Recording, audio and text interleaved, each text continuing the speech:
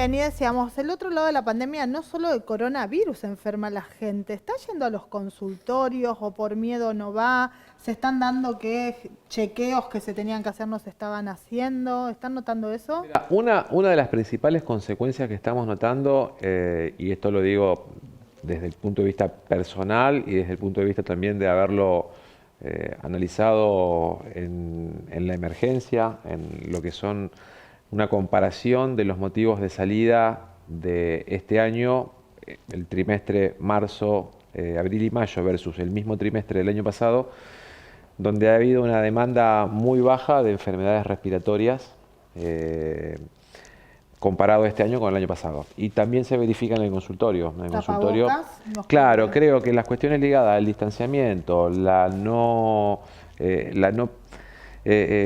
todo lo que tiene que ver con la aglomeración de personas, canchas, boliches, bares, las escuelas, ha hecho que la diseminación de los patógenos habituales del invierno sea mucho menor. Y como motivo de consulta alto para esta época es la época más fuerte de esta consulta, estas son las semanas epidemiológicas más fuertes para las enfermedades respiratorias en general, está muy por debajo de lo normal.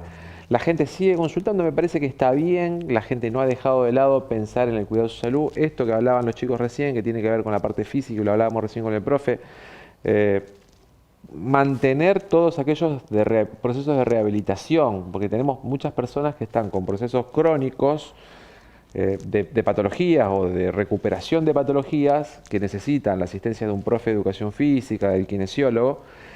Se han tratado de sostener, hemos tratado también en esta interdisciplina que llevamos adelante desde la salud. ¿Pero a usted no le gusta la teleconsulta? No soy partidario. Yo creo que acá hay que hacer me parece que una de las enseñanzas que está dejando la pandemia, por lo menos en el sistema de salud, por un lado es la aplicabilidad de los sistemas tecnológicos, que me parece que es importante, pero por otro lado, la fundamental presencia de la persona en el territorio. Chequeando. Los países que han logrado contener esto han tenido una profusa presencia territorial de agentes relacionados con la salud, donde han habido médicos, enfermeros, agentes sanitarios que han controlado individualmente a las personas, los contactos, para bloquear esta posibilidad del desarrollo de diseminación comunitaria. Entonces me parece que acá hay que valorizar cada vez más lo que es la presencia física del equipo de salud, el médico, el enfermero. Me parece que hay que trabajar en fortalecer los equipos ligados a enfermería y a los agentes territoriales que le ponen el cuerpo, no solamente a estas, sino a todas las enfermedades. Trabajar fuerte en lo que es el empoderamiento, esto que decían los chicos.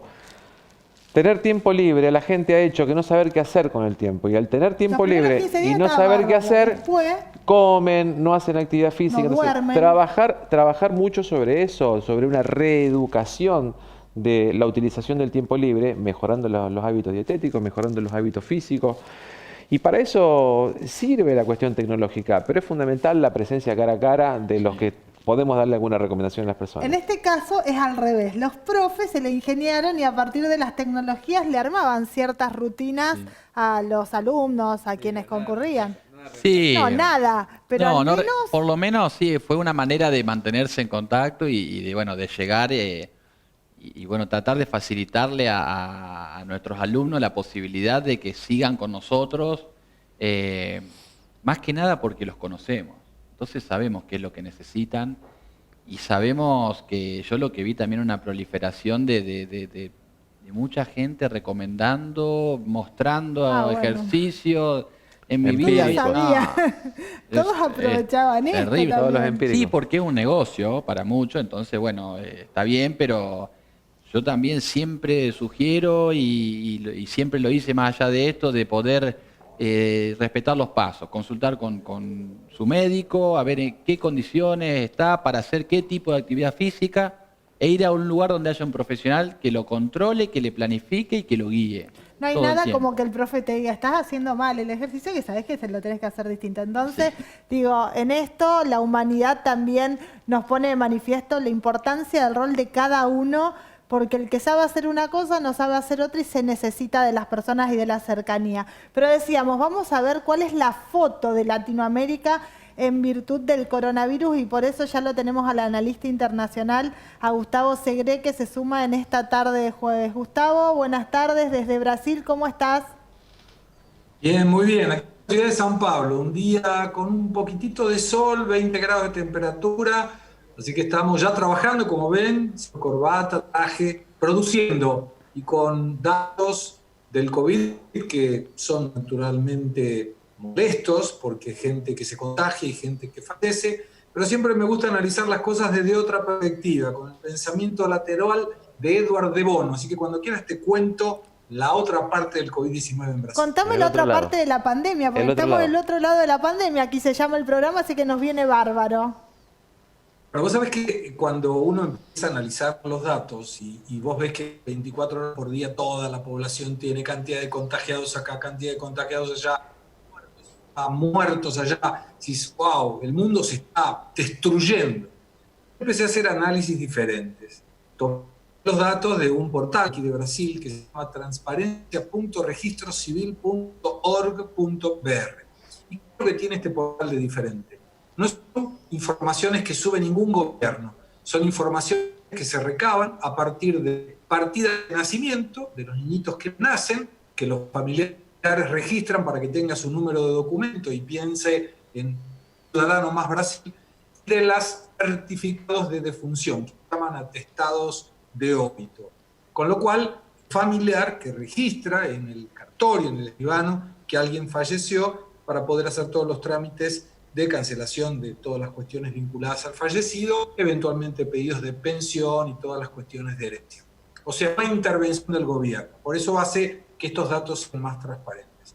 Bueno, vos fíjate que desde el 16 de marzo tuvimos aquí en Brasil el primer fallecido. Hasta el día de ayer, la cantidad de muertos por cuestiones vinculadas a sistema respiratorio en el comparativo de 16 de marzo hasta ayer del 2019 con 16 de marzo hasta ayer del 2020, tenemos una diferencia de 20.000 personas. Quiere decir que si hay 60.000 muertos, pero la cantidad a más en relación al año pasado son 20.000, es como que me están faltando fallecidos. Y eso sin contar que todos los años Brasil ha tenido entre 10 y 13% en el incremento de personas fallecidas por el natural incremento de la población.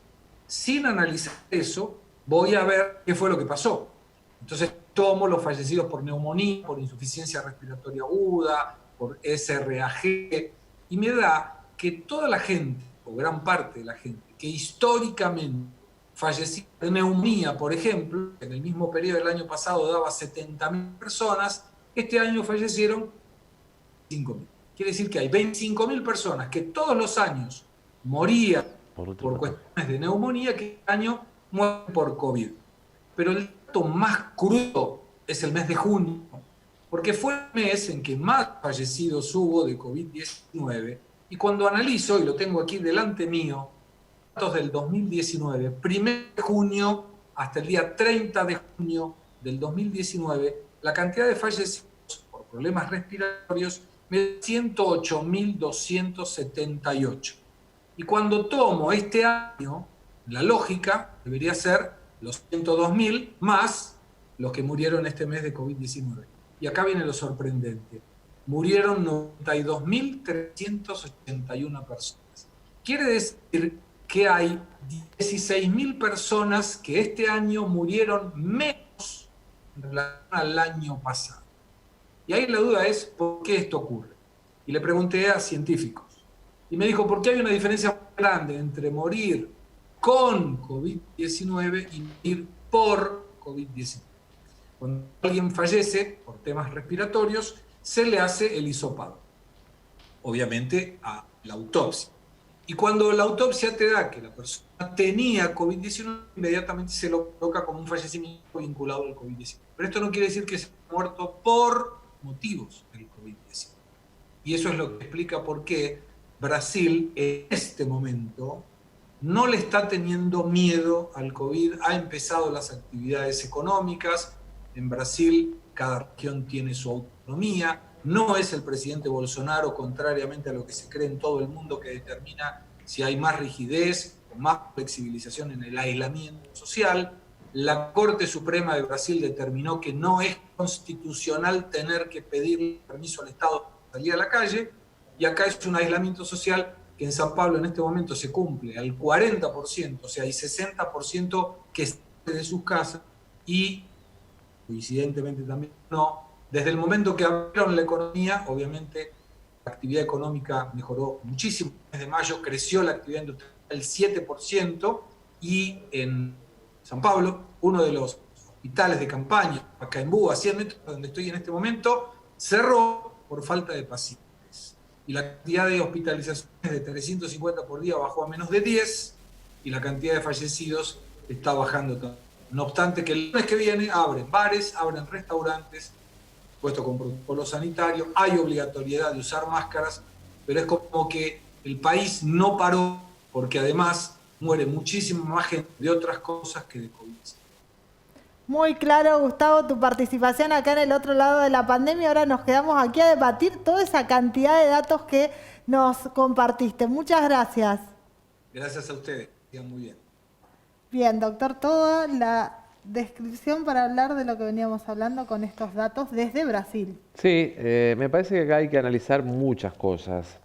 Son los primeros datos que están hablando de una comparación que involucra a dos procesos iguales, que son fallecidos versus fallecidos, pero que en esto de analizar causas hay que analizar más que lo que es esto de tildar de COVID o no tildar de COVID. Esto que hablábamos recién, por ejemplo, de la no circulación de otros agentes patógenos habituales en esta época que enferman, complican y también terminan provocando fallecimiento en personas, muchas con factores de riesgo para enfermedades respiratorias, COVID o no COVID, ha hecho que haya disminuido la potencialidad letal de muchos gérmenes que normalmente en esta época terminan con mucha cantidad de fallecidos. Y muchas personas de riesgo que están cuidadas por toda esta situación. Indirectamente, las medidas de distanciamiento mejoran los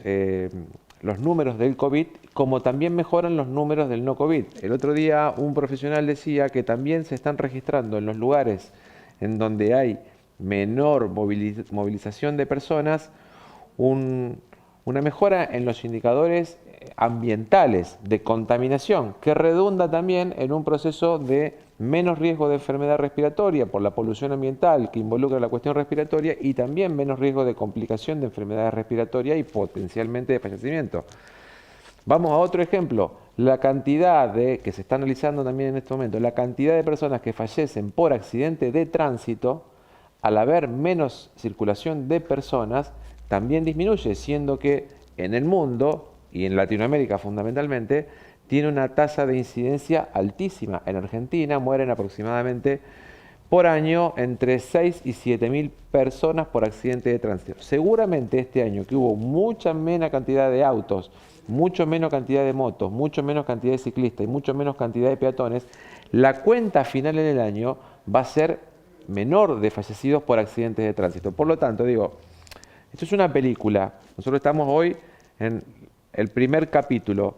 Lo que insisto es que la película va a continuar y las medidas de cuidado deben continuar con los protocolos, como decía recién el profe, con los protocolos para poder seguir aquellas actividades que desde el punto de vista económico han adaptado su manera de llevarlas adelante, como hemos hecho nosotros los profesionales, cuidándonos, tratando de cuidarnos a nosotros y cuidar a nuestros pacientes para que esto no se transforme en un foco como fue en otros lugares del mundo, porque esto empezó en lugares donde al no conocer cómo funcionaba la enfermedad, generó todo lo que generó en Europa, imágenes de España de hace 2 meses atrás. Bueno, era la imagen nuestra con la gripe A cuando llegó antes aquí que en por otros eso digo, países. Hoy nosotros tenemos una ventaja y lo dije desde el primer programa, haber visto la película con los capítulos antes de que ocurra acá. Y eso le dio herramientas a quienes gobiernan como para tener mejores resultados de lo que ocurrió en otros lugares del mundo. Ya nos queda todavía un bloque de COVID-19, pero me corro para acá porque tenemos en la tarde los bocaditos, los habanets que nos comparten los chicos de Flaming. Entran a la página, www.flaming.com, porque ahora también tienen la distribución de productos Habanas allí en su local de calle Paraguay. No se los pueden perder. Habanets llegó y se lo compartimos a nuestra invitada. Bueno, se fue Valentina, porque todo lo que hablamos de... claro. Bueno, pero podemos, dijo, Claro. darnos un Aprovechamos, permiso. Es el permitido. Gracias. Así que nosotros ahora volvemos, hacemos la última pausa y seguimos aquí en el otro lado de la pandemia. Nos siguen por Instagram, elotrolado.lapandemia. Allí está toda nuestra información. Gracias a Trinidad Busolaro, que nos hace todo el trabajo en las redes. Ya volvemos.